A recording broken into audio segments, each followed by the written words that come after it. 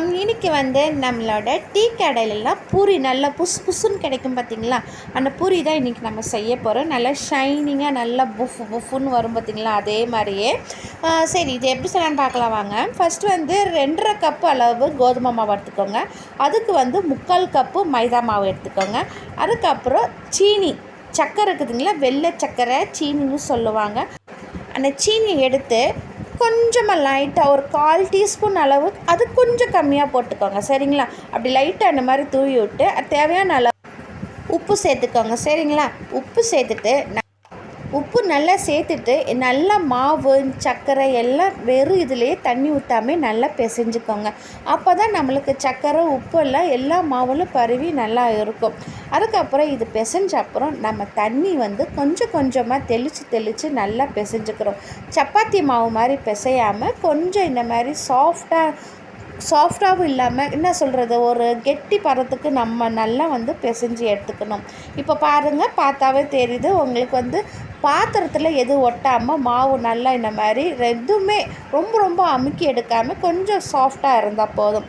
சட்டுன்னு நம்ம பூரி சுட்டுறணும். சப்பாத்தி மாவு மாதிரி நம்ம வச்சிருந்து நம்ம பூரி சுடக்கூடாது சரிங்களா. இப்போது நம்ம கொஞ்சம் கொஞ்சமாக உருண்டை எடுத்து இது நல்லா 4 பக்கம் நல்லா உள்ளே அமுக்கி இந்த மாதிரி நல்லா ரவுண்ட் பண்ணி ஷேப்பில் எடுத்திங்கன்னா நம்மளுக்கு எண்ணெய் விரிசல் இல்லாமல் நம்மளுக்கு சூப்பராக ரவுண்ட் ஷேப்பில் அழகாக கிடைக்குங்க. பார்த்திங்களா, உங்களுக்கு பார்த்தாவே தெரியும். இப்போ நம்ம கொஞ்சம் கொஞ்சமாக தேய்ச்சி நம்ம தேய்க்கும் போது இன்னொன்று டிப்ஸ் நான் சொல்கிறேன்.